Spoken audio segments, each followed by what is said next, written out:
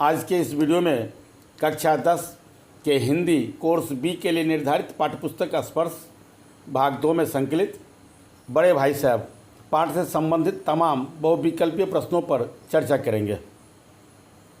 मित्रों, इस पाठ से संबंधित सभी संभावित प्रश्नों को जानने के लिए आप इसके अंत तक अवश्य बने रहें। मित्रों, पूर्व में इस पाठ से संबंधित दिए गए दोनों वीडियो का लिंक इस वीडियो के डिस्क्रिप्शन में दिया जा रहा है। यदि आपने उसे अभी तक नहीं देखा है तो आप डिस्क्रिप्शन में दिए जा रहे लिंक की सहायता से उसे आसानी से देख सकते हैं। नमस्कार दोस्तों, मैं हूं सुमन और आप देख रहे हैं हिंदी ट्यूटोरियल क्लासेस। आगे वीडियो को स्टार्ट करें उसके पहले आप इस वीडियो को लाइक कर दें और यदि आप इस चैनल पर नए हैं तो चैनल को बस सब्सक्राइब करें, बेल आइकन जरूर दबाएं ताकि समय से नए वीडियो का नोटिफिकेशन सबसे पहले आपको मिले। तो आइए मित्रों, अब समय गंवाए बिना आगे चले और देखें इस पाठ से संबंधित जो पहला प्रश्न मैंने लिया है उसमें आपसे पूछा जा रहा है कि बड़े भाई साहब वर्तमान शिक्षा प्रणाली के विरुद्ध क्यों हैं। इसके लिए 4 विकल्प दिए गए। पहला विकल्प है खेलकूद पर जोर देती है, किताबी कीड़ा बनाती है और वास्तविकता से दूर है, बहुत लाभदायक नहीं है, या फिर उपयुक्त सभी। तो इसका जो सही जवाब होगा वो होगा ऑप्शन बी कि वर्तमान शिक्षा प्रणाली किताबी लोगों को या बच्चों को किताबी कीड़ा बनाती है और उसे वास्तविकता से दूर रखती है। क्लियर है। आगे दूसरे नंबर का जो सवाल है उसमें आपसे पूछा जा रहा है कि बड़े भाई में क्या गुण थे, और इसके लिए भी 4 विकल्प दिए गए। वे गंभीर प्रवृत्ति के थे, छोटे भाई के हितैषी थे, वाक्य कला में निपुण थे, या फिर उपयुक्त सभी। तो इसका जो सही जवाब होगा वो होगा उपयुक्त सभी, क्योंकि बड़े भाई साहब गंभीर प्रवृत्ति के भी थे, छोटे भाई के वो हितैषी भी थे और वाक्य कला में बड़े निपुण थे। इसीलिए इसका जो सही विकल्प होगा वो होगा ऑप्शन डी, उपयुक्त सभी। क्लियर है। आगे तीसरे नंबर का जो सवाल है उसमें आपसे पूछा जा रहा है लगती बातें कहना मुहावरे का अर्थ है, मतलब उसका क्या अर्थ है ये आपको बताना है। इसके लिए भी 4 विकल्प दिए गए। ए, हृदय को शांत करने वाली बातें कहना, बी, क्रोध भड़काने वाली बातें कहना, सी, हृदय पर आघात करने वाली बातें कहना, या फिर डी, हृदय प्रसन्न करने वाली बातें कहना। तो इसका जो सही जवाब होगा वो होगा ऑप्शन सी, हृदय पर आघात करने वाली बातें। मतलब लगती बातें कहना मुहावरे का अर्थ है हृदय पर आघात करने वाली बातें कहना।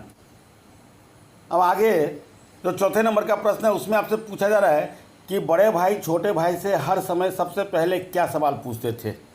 जब उनकी भेंट होती थी तो पहला सवाल क्या पूछते थे ये आपसे पूछा जा रहा है। इसके लिए 4 विकल्प दिए गए। ए, अब तुम कहाँ थे, बी, क्या कर रहे थे, सी, कहाँ जा रहे हो, डी, पढ़ाई कर ली क्या। तो इसका जो सही जवाब होगा वो होगा ऑप्शन ए, कहाँ थे।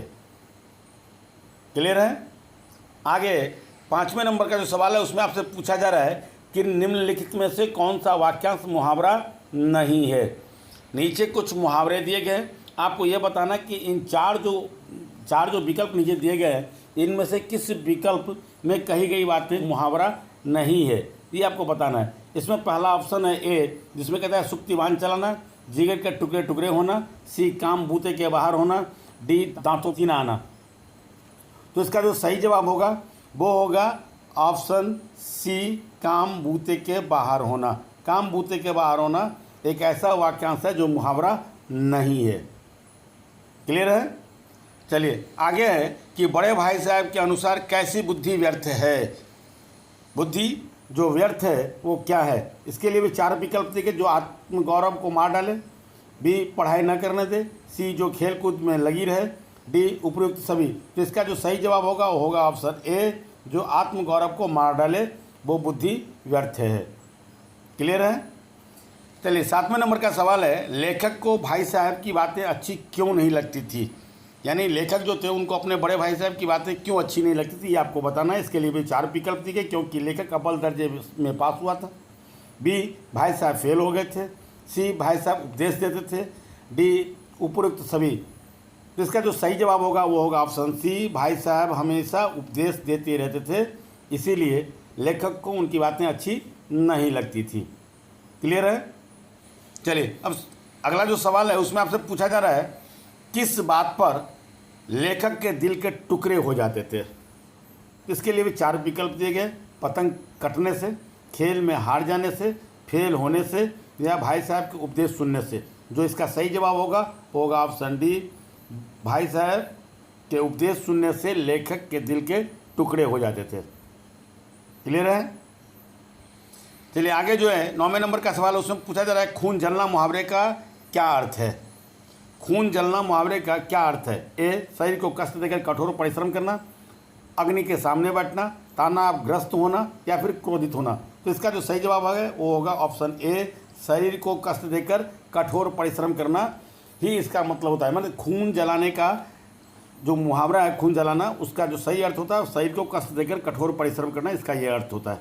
क्लियर है? आगे जो 10वें नंबर का सवाल है उसमें आपसे पूछा जा रहा है भाई साहब किस कला में निपुण थे। ए, खेलों में, बी, पढ़ने में, सी, कंचे खेलने में, डी, पतंग उड़ाने की कला में।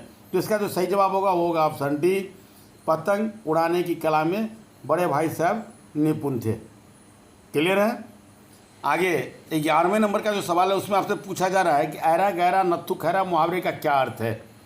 एक मुहावरा दिया गया है कि ऐरा गहरा नत्थु खैरा, इसका अर्थ क्या है ये आपको बताने हैं। इसके लिए भी 4 विकल्प दिए गए। ए, कोई पढ़ा लिखा व्यक्ति, कोई बिरला व्यक्ति, हर कोई व्यक्ति या फिर कोई समझदार व्यक्ति। तो इसका जो सही जवाब होगा वो होगा ऑप्शन सी, हर कोई व्यक्ति। हर कोई व्यक्ति इसका मतलब होगा। ऐरा गहरा नत्थु खैरा जो मुहावरा है उसका अर्थ होगा हर कोई व्यक्ति। क्लियर है? आगे 12वें नंबर का जो सवाल है उसमें आपसे पूछा जा रहा है कि अवसर मिलते ही लेखक कौन से काम करता था।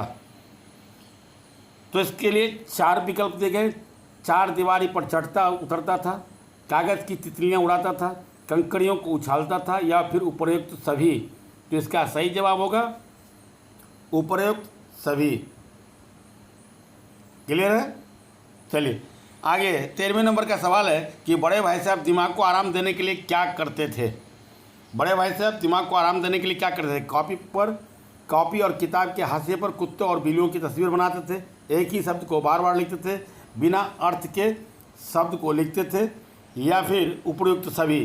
तो इसका जो सही जवाब होगा वो होगा ऑप्शन ए, कॉपी और किताब के हाशिए पर कुत्तों और बिल्लियों की तस्वीरें बनाते थे। क्लियर है? आगे एक सवाल है कि 14वें नंबर का सवाल है कि भाई साहब किस मामले में जल्दीबाजी नहीं करते थे। वो किस मामले में वो जल्दीबाजी नहीं करते थे ये आपको पता नहीं। इसके लिए भी 4 विकल्प हैं, खेलकूद में, लड़ने में, शिक्षा के मामले में या फिर निर्णय लेने के मामले में। तो इसका जो सही जवाब होगा वो होगा ऑप्शन सी, शिक्षा के मामले में बड़े भाई साहब कभी जल्दीबाजी नहीं करते थे। क्लियर है? आगे है कि लेखक को किस खेल का शौक़ था। तो कौन सा खेल था जिसका लेखक को शौक़ था? क्रिकेट खेलने का, कबड्डी खेलने का, फुटबॉल खेलने का या कनकौए उड़ाने का। तो इसका सही जवाब होगा डी, कनकौए उड़ाने का शौक़ लेखक को था। क्लियर है? आगे जो सवाल है उसमें आपसे पूछा जा रहा है कि लेखक के भाई साहब उससे कितने साल बड़े थे। 3 साल, 5 साल, 6 साल या फिर 8 साल। तो इसका सही जवाब होगा ऑप्शन बी के बड़े भाई लेखक से 5 साल बड़े थे। क्लियर है? आगे जो सवाल है उसमें आपसे पूछा जा रहा है कि बड़े भाई साहब के अनुसार जीवन की समझ कैसे आती है। इसके लिए भी 4 विकल्प दिए गए। अनुभव से, बी, धक्के खाकर, सी, पढ़ने से, डी, उपयुक्त सभी। तो इसका जो सही जवाब होगा वो होगा ए, अनुभव से। क्लियर है? चलिए आगे 18वें नंबर का जो सवाल है उसमें आपसे पूछा जा रहा है प्रेमचंद ने लगभग कितनी कहानियाँ लिखी हैं। अपने जीवन में लगभग कितनी कहानियाँ लिखी हैं। तो इसका जो सही जवाब होगा वो होगा ऑप्शन 4। हालांकि आपके जो विकल्प दिए गए उसमें 100, 200, 300 और 400 है, लेकिन इसका जो सही जवाब होगा ऑप्शन डी, 400। क्लियर है? चलिए अब जो अगला सवाल है उसमें आपसे कहा जा रहा है कि लेखक की अपने बारे में क्या धारणा बन गई थी। वो बिना पढ़े भी प्रथम आएगा, या कि वह फेल हो जाएगा, या कि वह नहीं पढ़ सकता, या फिर कोई नहीं। तो इसका जो सही जवाब है कि वो होगा ऑप्शन ए, कि वह बिना पढ़े भी प्रथम आएगा, अर्थात वो पास कर जाएंगे, ऐसी धारणा उनकी बन गई थी लेखक की। क्लियर है? आगे जो 20वें नंबर का सवाल है उसमें आपसे पूछा जा रहा है कि प्रेमचंद जी ने किस वर्ग को विस्तार पूर्वक वर्णित किया है अपनी रचनाओं में। शोषक, शोषित, फिल्मी वर्ग को, आम जनता को या फिर उपयुक्त सभी। तो इसका जो सही जवाब होगा ऑप्शन ए, शोषक और शोषितों का वर्णन उन्होंने बड़े विस्तार से अपनी रचनाओं में किए लेखक प्रेमचंद ने। क्लियर है? चलिए आगे जो सवाल है उसमें आपसे कहा जा रहा है कि लेखक को कौन सा नया शौक पैदा हो गया था। वो कौन सा शौक था जो लेखक में नया नया अभी विकसित हुआ था। कंचे खेलने का, किताबें पढ़ने का, पतंग उड़ाने का, फिर उपयुक्त सभी। तो इसका जो सही जवाब होगा वो होगा कंचे खेलने का। क्लियर है। आगे जो एक सवाल है उसमें आपसे पूछा जा रहा है प्रेमचंद जी का शरीर जर्जर क्यों हो गया। निरंतर विकट परिस्थितियों का सामना करने के कारण, बीमारी के कारण, आर्थिक तंगी के कारण, या फिर उपरोक्त सभी। तो इसका जो सही जवाब होगा निरंतर विकट परिस्थितियों का सामना करने के कारण प्रेमचंद जी का शरीर जर्जर हो गया था। हालांकि कई जगह आपको आर्थिक तंगी के कारण भी मिलेंगे, पर सही इसका होगा निरंतर विकट परिस्थितियों का सामना करने के कारण ही प्रेमचंद जी का शरीर जर्जर हो गया था। ये इसका सटीक जवाब लगता है। क्लियर है। आगे है कि भूमंडल का स्वामी कौन था। इसके लिए भी 4 विकल्प हैं। ए बड़े भाई साहब, बी पिताजी, सी रावण, डी कोई नहीं। तो इसका जो सही जवाब होगा वो होगा ऑप्शन सी रावण। सी रावण। अगला जो सवाल है उसमें आपसे पूछा जा रहा है कि वे मुंबई में पटकथा लेखक के रूप में ज़्यादा देर तक कार्य क्यों नहीं कर पाए। इसके लिए भी 4 विकल्प हैं। ए फिल्म निर्माताओं के निर्देश के अनुसार लिखने के कारण, बी घर से दूर होने के कारण, सी रुचि न होने के कारण, डी समय न होने के कारण। तो इसका जो सही विकल्प होगा वो होगा ऑप्शन ए फिल्म निर्माताओं के निर्देश के अनुसार कहानी या पटकथा लिखने के कारण ही उन्होंने एक काम छोड़ दिया। अर्थात वो मुंबई में पटकथा लिखने का काम बहुत दिनों तक नहीं कर सके और वापस वो चले आए। क्लियर है। आगे है लेखक का मन किस काम में नहीं लगता था। ये सवाल आपसे पूछा जा रहा है। इसके लिए भी 4 विकल्प दिए गए। पढ़ने में, खेलने में, सी दोस्तों के साथ, या फिर काम करने में। जिसका जो सही जवाब होगा वो होगा ऑप्शन ए पढ़ने में। लेखक को पढ़ने में मन नहीं लगता था। आगे जो सवाल है उसमें आपसे पूछा जा रहा है प्रेमचंद जी जीवन भर किससे जूझते रहे। तो इसके लिए भी जो 4 विकल्प दिए गए उसमें है स्वयं से, बी लोगों से, सी फिल्मकारों से, डी आर्थिक तंगी से। तो इसका सही जवाब होगा ऑप्शन डी आर्थिक तंगी से वो जीवन भर जूझते रहे। अगले सवाल में आपसे पूछा जा रहा है वे हर काम को साल में 2 या 3 बार क्यों करते थे। इसके लिए वे 4 विकल्प हैं। क्योंकि वे धीरे चलना पसंद करते थे, बी क्योंकि बुनियाद को मजबूत बनाना चाहते थे, सी क्योंकि आलसी थे, डी अच्छा लगता था। जिसका जो सही जवाब होगा वो होगा ऑप्शन बी क्योंकि वे बुनियाद को मजबूत करना चाहते थे। क्लियर है। चलिए अब जो अगले सवाल लिए गए उसमें आपसे पूछा जा रहा है कि साहेरूम की क्या दशा हुई। इसके लिए भी 4 विकल्प दिए गए। अहंकार के कारण उसे भीख मांगना पड़ा, उसे पढ़ना बंद कर दिया, वह परीक्षा में फेल हो गया, इनमें से कोई नहीं। तो इसका जो सही जवाब होगा वो होगा ऑप्शन ए अहंकार के कारण उसे भीख मांगना पड़ा था। क्लियर है। आगे जो सवाल है उसमें पूछा जा रहा है कि भाई साहब लेखक से कितनी कक्षा आगे थे। 2 कक्षा, 3 कक्षा, 4 कक्षा या 7 कक्षा। तो इसका जो सही जवाब होगा वो होगा ऑप्शन बी 3 कक्षा। यानी बड़े भाई साहब लेखक से सिर्फ 3 कक्षा आगे थे। क्लियर है। आगे लेखक को कौन सा काम बहुत कठिन और असंभव जान पड़ता था। कौन सा काम था जो लेखक को कठिन लगता था। दिन रात खेलना, दिन रात पढ़ाई करना, खाना बनाना, या फिर उपरोक्त सभी। तो इसका जो सही जवाब होगा वो होगा ऑप्शन बी दिन रात पढ़ाई करना लेखक को कठिन लगता था। क्लियर है।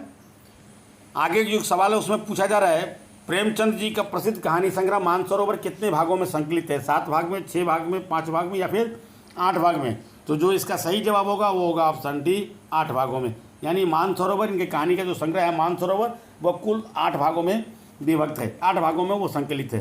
क्लियर है। आगे एक सवाल है कि लेखक और उसके बड़े भाई कहाँ रहते थे, किस जगह वो रहते थे। ये आपसे पूछा जा रहा है। घर पर रहते थे, छात्रावास में रहते थे, गाँव में रहते थे, या फिर इनमें से कोई नहीं। इसका सही जवाब होगा ऑप्शन बी छात्रावास में। क्लियर है।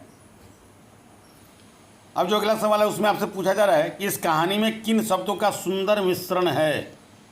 किन शब्दों का सुंदर मिश्रण है ये आपसे पूछा जा रहा है। तत्सम, तद्भव, देशज एवं विदेशज, या फिर उपयुक्त सभी। तो इसका सही जवाब होगा ऑप्शन डी उपर्युक्त सभी। इसका सही जवाब होगा ऑप्शन डी।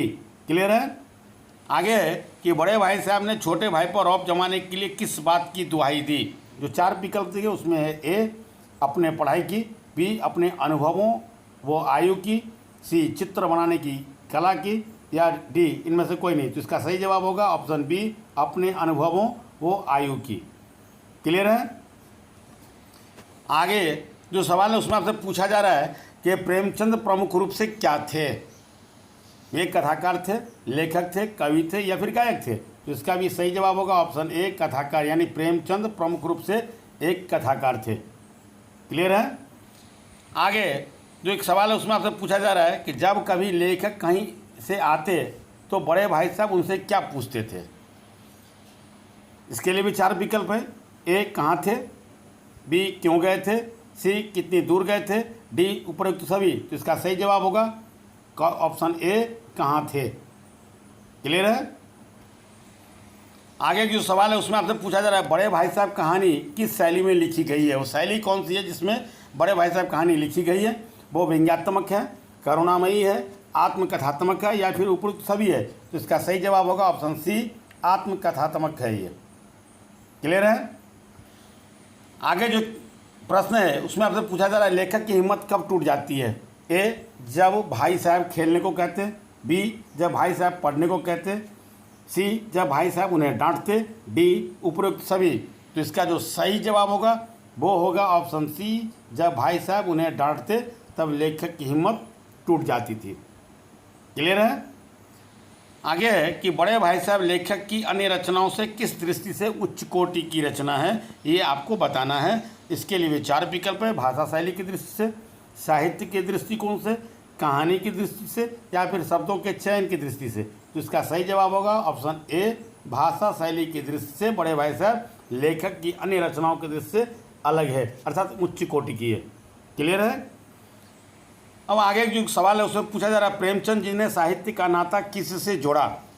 इसके लिए 4 विकल्प हैं। स्वयं से, अपने जन्मस्थान से, जनजीवन से या किसी से नहीं। तो इसका सही जवाब होगा ऑप्शन सी जनजीवन से। क्लियर है। आगे कि बड़े भाई साहब स्वभाव से क्या थे। खेलने कूदने वाले थे, आरामदायक जीवन जीने वाले थे, अध्ययनशील थे या जल्दीबाजी करने वालों में से थे। तो इसका जो सही जवाब होगा वो होगा ऑप्शन सी अध्ययनशील थे, यानी बड़े भाई साहब स्वभाव से अध्ययनशील थे। क्लियर है।